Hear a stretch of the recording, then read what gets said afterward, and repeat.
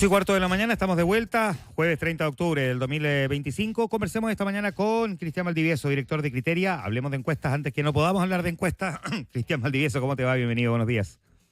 Hola, ¿qué tal, Juan Manuel? Muy buenos días. Muchas gracias por la invitación. Voy a hacer la pregunta regalada, pero igual necesaria para el statement.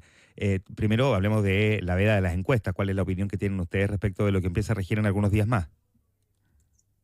Bueno, yo he tenido siempre una opinión bastante crítica, o sea, absolutamente crítica de la encuesta. Me parece que es asimétrica en términos de la información, abusiva con la opinión pública, porque las encuestas siguen circulando y por lo tanto hay gente que accede a encuestas y gente que no accede a encuestas, ¿no? Claro. Entonces, no veo ningún sentido. Además que en el caso chileno es el caso en el mundo donde la restricción es mayor. O sea, hay muchos países que tienen 1 o 2 días, en Argentina incluso se habló que tienen 5 días, pero 15 días previo a la veda es bastante ridículo y además se presta muchas veces para malos entendidos porque muchos empiezan a circular encuestas que tienen algún criterio de veracidad, otros que no tienen mucho criterio de veracidad, algunos circulan una y otra, entonces finalmente se transforma esto en una selva bien absurda. Pero lo grueso me parece que es asimétrico en términos de la información que reciben los ciudadanos. Ya, y es una discusión que no está instalada, o sea, está instalada en el sentido de la crítica, pero no ve que eventualmente se vaya a corregir. No es algo que esté en discusión, nunca se ha discutido necesariamente en el Parlamento desde que se impuso esta ley, pero da la impresión de que a nadie le importa demasiado y que al final del día esto es como algunos hacen como que obedecen y otros hacen como que mandan, porque las encuestas circulan igual e insisto, circulan para algunos grupos privilegiados que pueden acceder a ellas y no para otros que el resto de la ciudadanía queda absolutamente ciego. Porque además no es que no se puedan hacer encuestas, es que no se pueden difundir. Claro. Entonces, el tema no se pueden difundir por medios tradicionales, si se quiere, porque circulan igual a veces y no sabemos si son verídicas o no, si son de quienes las hicieron o no, etcétera, y circulan a veces por redes sociales, etcétera. Entonces, finalmente se transforma en un escenario ideal incluso para grandes mentiras o fake news. ¿Qué es lo que dice, cómo interpreta Criteria en sus últimas encuestas en la elección de este día 16? A ver, ¿en qué sentido? O sea, a ver, yo diría lo siguiente, Juan Manuel. A ver, lo primero es que la elección ha tenido ciertos movimientos desde mi punto de vista y desde el punto de vista de lo que nosotros vemos, pero en general es una elección que ha estado bastante ordenada y pareja en términos de lo que dicen las encuestas hace un buen rato, es decir, con dos personas que van liderando la carrera y detrás un grupo de seguidores que intentan amagar las posiciones de los que están en el primer lugar. Eso por una parte. Por otra, tengo la impresión de que la candidata del oficialismo, Janet Jara, hace rato que ya está instalada en la segunda vuelta, no tiene competencia. Si en algún minuto se especuló que por izquierda podía tener algo de competencia a través de Marco Enrique, eso quedó absolutamente descartado. Marco ha hecho una campaña muy mala, bastante agresiva incluso con los medios y no ha logrado aprender y por lo tanto no ha agradado al electorado de izquierda Janet Jara, y si por el lado de Harold May Nichols algo del mundo del centro izquierda le podía quitar, ha sido muy poquitito. Entonces, bueno, finalmente Janet Jara concentra el 30% y con eso pasa a segunda vuelta. Y en la derecha hay una pelea que hoy día va liderando claramente José Antonio Kast y que ha venido liderando hace un buen tiempo. Entonces, por ahora no se ven demasiados movimientos bruscos, por decirlo de alguna manera. Ya, déjame preguntarte por el tercer lugar, que también ha generado como cierto ruido, ¿no? Quienes están disputándose el tercer lugar en opinión de Criteria. ¿Qué ocurre en ese tercer lugar? No, ese tercer lugar hoy día está disputándose por Evelyn Matei y por Johannes Kaiser, ambos con puntuaciones o con intenciones de votos similares, creo yo, y Franco Parisi, que también está amenazando de alguna manera ese tercer lugar, pero por lo que yo veo hace un tiempo, ese es un lugar que se disputan hoy día Johannes Kaiser y Evelyn Matei. Ya, por lo tanto, el caso de Kaiser, porque en alguna encuesta vemos a Kaiser que viene subiendo y que sistemáticamente ha mostrado ahí de repente un cierto aumento. ¿Tiene alguna posibilidad Kaiser de algo? Desde mi punto de vista, o sea, sí, viene subiendo, por eso que está de alguna manera empatando con Evelyn Matei, porque Evelyn Matei tenía el tercer lugar bien consolidado hace no tanto tiempo, y por lo tanto Kaiser ha venido subiendo y ha venido amagando la posibilidad de Evelyn Matei y ha subido en lo grueso a costa de horadarle un poco de electorado por derecha a José Antonio Kast. que venga subiendo no significa que esté amenazando todavía de manera directa y clara a José Antonio Kast. Entonces, al frente de tu pregunta, ¿tiene alguna posibilidad? Bueno, todos los candidatos siempre tienen posibilidades. Yo no veo que tenga posibilidades de, por ahora al menos, y queda muy poco, de arrebatarle esa segunda posición a José Antonio Kast. Más bien veo que está ahora dándole cierto electorado de derecha más, bien, más dura, de electores en general históricos, si se quiere, de mayor de edad, de grupos socioeconómicos más bien medio altos y altos, que tienen una mirada, digamos, positiva, si se quiere, incluso de la dictadura de Pinochet, o sea, un voto duro de derecha, que siente que Kaiser es más original o es incluso más firme en sus convicciones. Pero Juan Manuel, yo tengo la impresión de que cuando Kaiser habla de este discurso de terminar, de no firmar el acuerdo de Escazú, de salirse de los organismos multilaterales, está más bien planteando un discurso de una derecha dura trampista, pensando en otro ciclo que en el ciclo actual. Porque en el ciclo actual al menos, si bien esas cosas han prendido y los temas de derecha dura o de nuevas derechas están más presentes en la sociedad, hoy día lo más urgente para la gente son los temas de seguridad, qué proponen seguridad más concretamente, y los temas de economía y particularmente empleo. Para citar el eufemismo clásico de la señora Juanita que aparece siempre en estas elecciones, yo creo que a la señora Juanita Escazú no le importa demasiado, y sí le importa mucho qué están proponiendo los candidatos en materia de seguridad y de cómo recuperar el empleo. Ya, vimos esta última semana un debate que instala Cristian Valenzuela, hablando en una columna sobre los parásitos, ¿no? Y luego, una semana y media después, el jefe de campaña, o uno de los voceros de la campaña, más bien de Evelyn Matei, hablar del gobierno de los atorrantes. Y algunos dicen es como la continuación, digamos, del estilo instalado por la campaña de José Antonio Kast. Primero, ¿tú lo interpretas de esa manera o fue simplemente, digamos, una salida de libreto no planificada? Y segundo, ¿cuánto puede perjudicar a la candidata que trata de buscarse o ubicarse como en un segmento más moderado, el que termine, digamos, alineada con esta confrontación con el gobierno tan dura? Respecto del tema original de los parásitos, Juan Manuel, yo diría que esto puede tener dos lecturas. Una desde el punto más analítica, si tú quieres, de los que pueden mirar la política de cómo debieran ser las cosas, ¿ah? Y obviamente tirarse contra los funcionarios públicos y cuestionar incluso a mucha gente que fue funcionaria pública, que trabajó en los distintos gobiernos del presidente Piñera incluso, tiene una connotación compleja de cara a la gobernabilidad de marzo. Ya de marzo del próximo año, si es que efectivamente el republicano llega al gobierno. Pero también tiene la otra lectura, Juan Manuel, que es la lectura de la campaña. Si a ti te vienen horadando por derecha, como está pasando a José Antonio Kast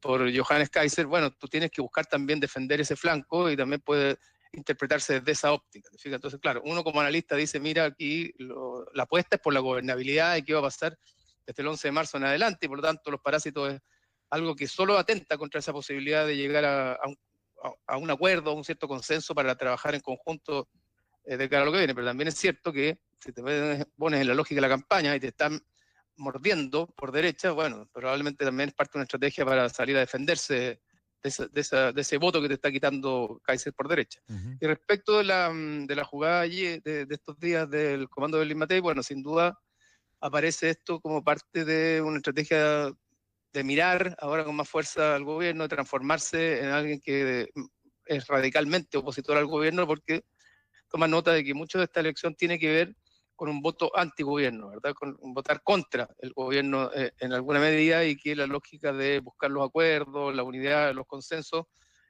tiende a, en primera vuelta al menos, a estar un poquitito más diluida, porque la gente lo que hace en primera vuelta es votar por quien mejor encarne de alguna manera la alternancia a un gobierno que tiene el 30% de aprobación fija, pero también tiene 60 o más de desaprobación. Ya, y en esa... mira, a ver, sígueme en la conversación que te voy a plantear. Si Janet Jara ganara la elección presidencial, ¿quién sería el líder de la oposición de derecha post-elección? ¿Kast o Matei? Yo creo que si Janet Jara ganara la elección, algo que se ve muy improbable hoy día. Sí, pero hagamos ese ejercicio, digamos, así como, claro, para entender un poquitito quién realmente hoy día es líder de la oposición.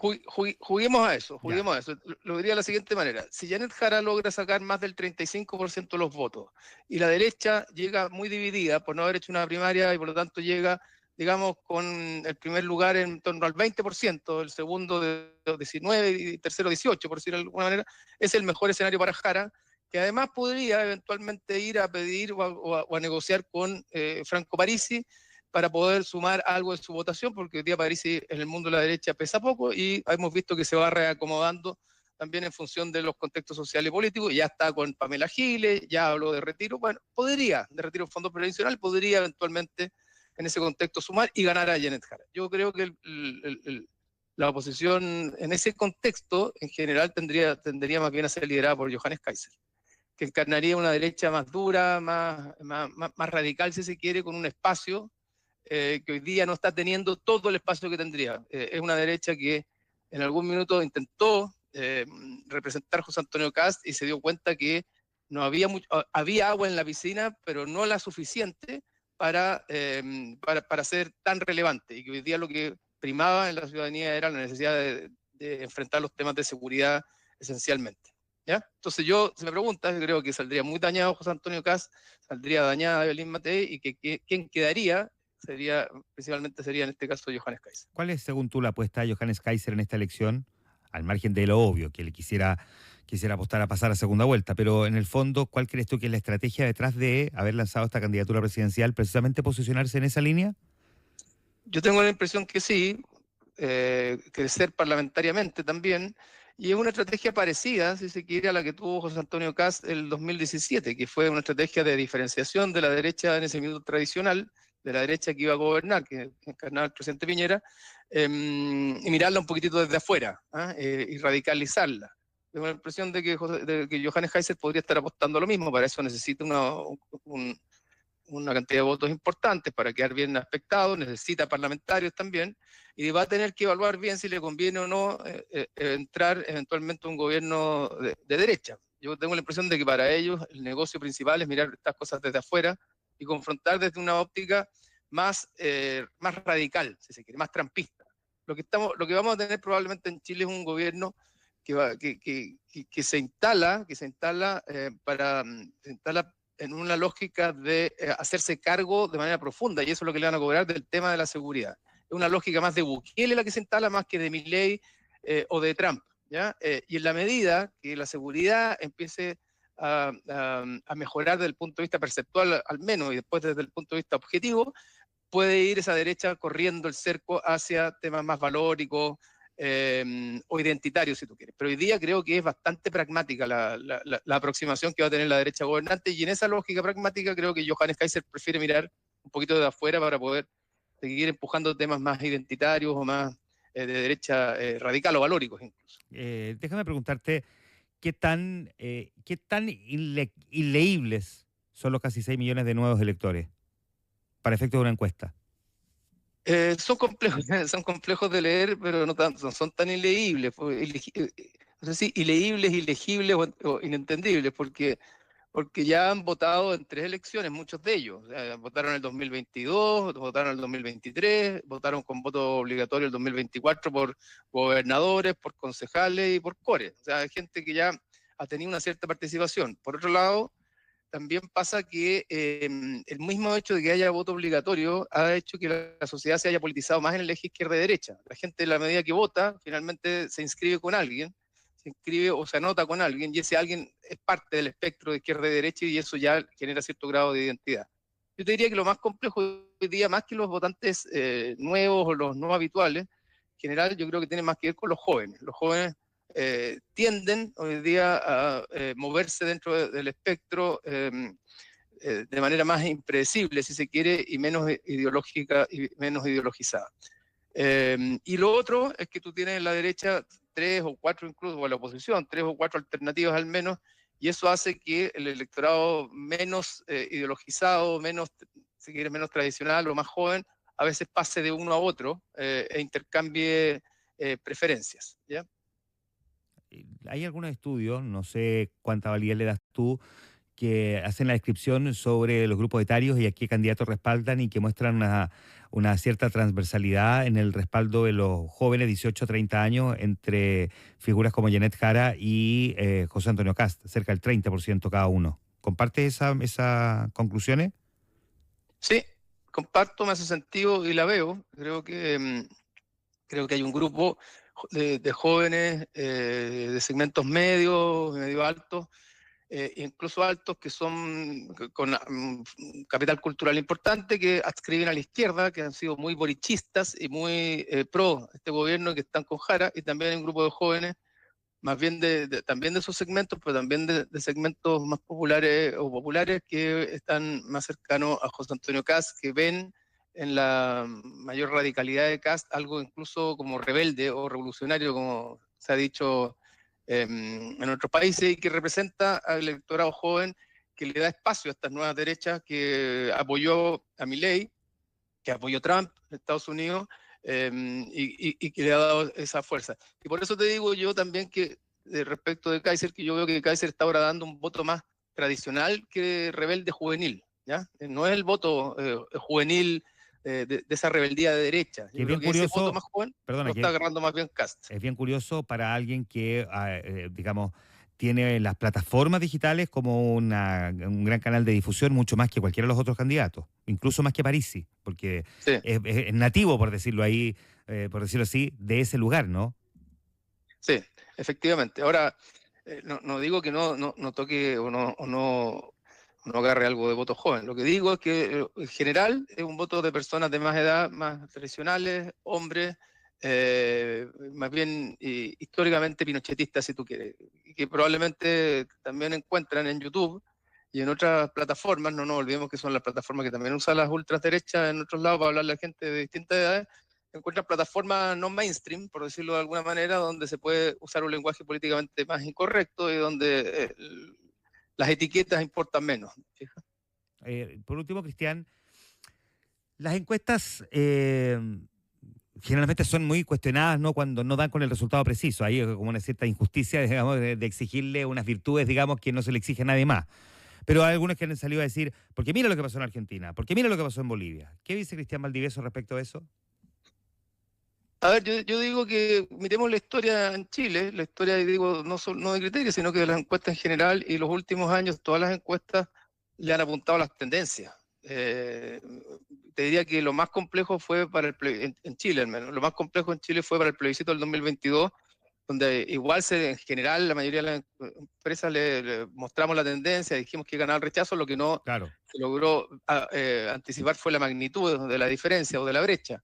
Y fue la primera votación con voto obligatorio. Pero en general, no sé, por el 2021, las encuestas serias, todos dijimos que pasaban Boric y Kast, todos dijimos que en segunda vuelta ganaba el presidente Boric, y creo que Chile tiene una ventaja respecto de Bolivia en particular, y es que hay mayor nivel de penetración de plataformas digitales y de Internet, y hay más concentración en centros urbanos grandes, y eso hace más o menos complejo, por decirlo, en vez de decir más fácil, menos complejo encuestar.